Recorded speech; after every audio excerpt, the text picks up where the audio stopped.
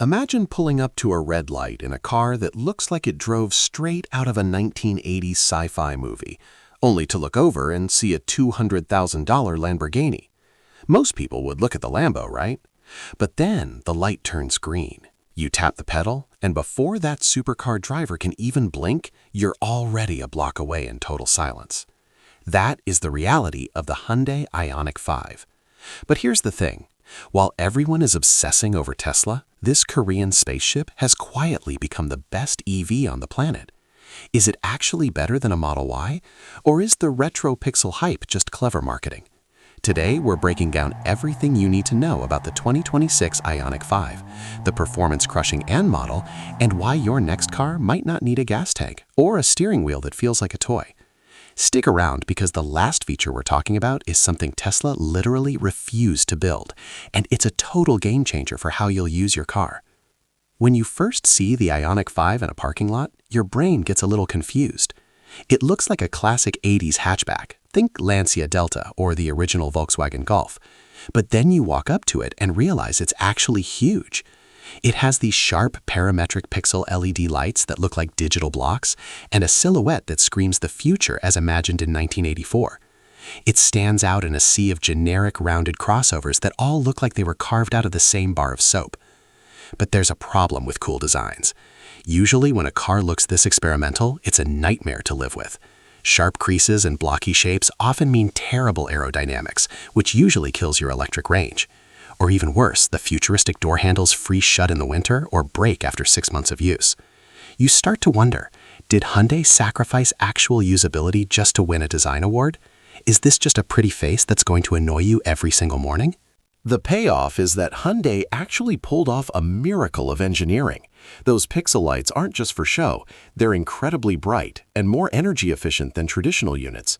The flush door handles on the new 2025 and 2026 models have been refined to be more reliable in extreme weather, and despite looking like a boxy Lego set, the car is actually more aerodynamic than most SUVs thanks to an active air flap system. Plus, they finally added a rear windshield wiper. It sounds small, but for years, IONIQ 5 owners couldn't see out the back when it rained because the aerodynamics would swirl dirt onto the glass. Hyundai listened, they fixed it, and now it's arguably the best-looking and most functional car on the road today. Most electric cars are one-trick ponies. They go fast in a straight line, but they feel like driving a heavy refrigerator through a corner. The standard IONIQ 5 was built for comfort. It uses the EGMP platform, which means the wheels are pushed way out to the corners, giving it a super smooth, stable ride that feels like you're floating on a high-speed train. But here's the tension.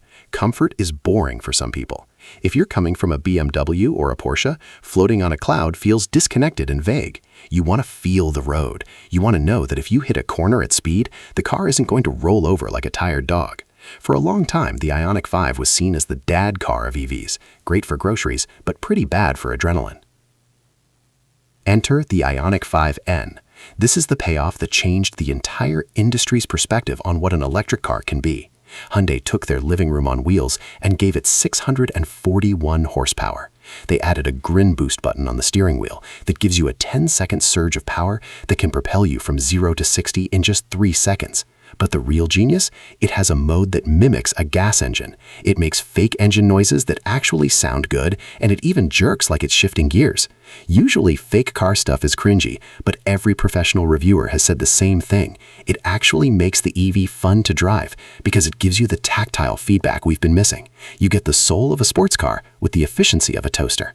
Inside, the IONIQ 5 feels less like a car and more like a high-end Scandinavian apartment. There's a flat floor, huge windows, and a universal island center console that slides back and forth to give you more room wherever you need it. The seats even have a relaxation mode where they recline fully with a footrest, perfect for when you're waiting at a charger or taking a nap during your lunch break. However, minimalist interiors often hide a dark secret. They remove all the buttons.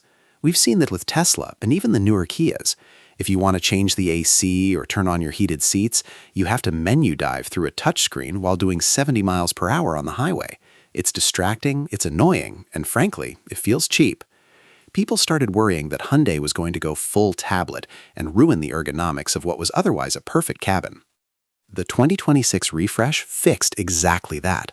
Hyundai actually added more physical buttons back into the cabin because they realized that people want to feel a click when they turn up the heat. They didn't just stop at buttons. The infotainment is now running their latest CCNC system, which is way faster and finally supports wireless Apple CarPlay and Android Auto across every single trim level.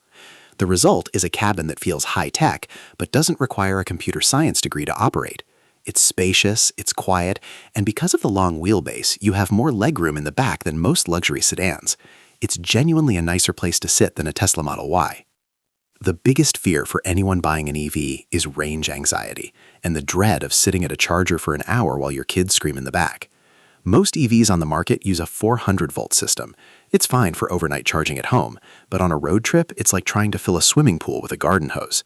Tesla solved this with the supercharger network, but the cars themselves actually charge slower than you'd think at peak speeds. If you're at a non-Tesla charger with a standard EV, you might be there for 45 minutes to get back to 80%. In a world where we're all busy, that's a deal-breaker. Who wants to plan their entire life around a battery percentage? This is where the IONIQ 5 dominates. It uses an 800-volt ultra-fast charging architecture, tech that's usually reserved for cars like the Porsche Taycan that cost twice as much. If you find a 350 kilowatt fast charger, you can go from 10% to 80% in just 18 minutes. You barely have time to grab a coffee and use the restroom before the car is ready to go another 250 miles. And for 2026, Hyundai is officially switching to the NACS port, which is the Tesla-style plug. This means you can finally use the Tesla supercharger network without a clunky adapter. The hose just got 5 times bigger, and the pool fills up before you can even finish your latte. For a long time, the Tesla Model Y was the default choice. It's the best-selling car in the world for a reason. It has the best software, the best storage, and it's incredibly efficient. On paper, it's hard to beat. But the Model Y is starting to feel common. It's the NPC car of the suburbs. You see 5 of them at every stoplight. Plus, the build quality can be hit or miss, and the ride is notoriously stiff, making you feel every single pebble in the road. People want an alternative that feels like a real car built by a real car company, not a tech company that happens to make cars. But can Hyundai actually compete with Tesla's software and storage? Here's the breakdown. The IONIQ 5 might have slightly less cargo space in the trunk than the Model Y, but it wins in almost every other category. The ride quality is leagues better. It's softer, quieter, and feels more premium. The safety tech, like the blind spot view monitor that shows a live camera feed of your blind spot in the dashboard, is light years ahead of Tesla's simple chimes. And while Tesla is busy removing stalks from the steering wheel and making you use a screen to shift into reverse, Hyundai is perfecting the user experience. If you want a gadget, buy the Tesla. If you want the best car, you buy the Hyundai. No car is perfect, and I'm not here to sell you a dream. The IONIQ 5 is an incredible machine, but it's a big investment. You're looking at anywhere from $40,000 to $70,000, depending on the trim and the battery size.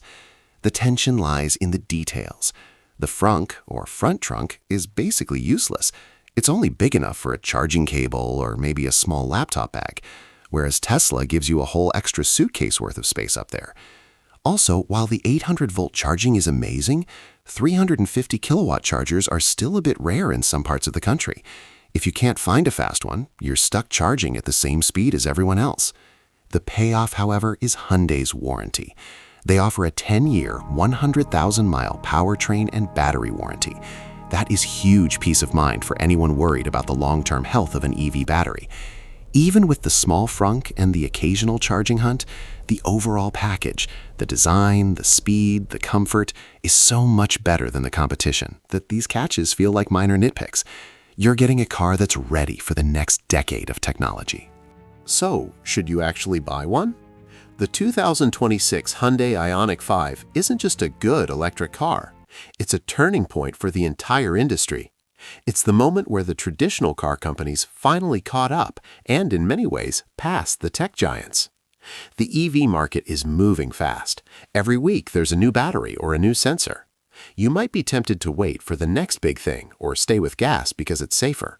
But the IONIQ 5 is the next big thing that's already here. It's the car that makes you look back at it after you park. It's the car that makes your friends ask, "Wait, that's a Hyundai?" Whether you're looking for a comfortable family cruiser or the performance beast that is the IONIQ 5N, this is the most complete EV on the market right now. If you found this breakdown helpful, do me a huge favor and hit that like button. It really helps the channel get these videos out to more people who are trying to make sense of the EV world. Also, I want to hear from you in the comments. If you had $60,000 to spend on an EV today, are you taking this IONIQ 5 or are you sticking with the Tesla Model Y? Let's start a debate down there and see which side wins. And if you want to stay updated on the latest car tech and get more honest reviews without all the fluff, make sure to hit subscribe and turn on those notifications. Thanks for watching, and I'll see you in the next one.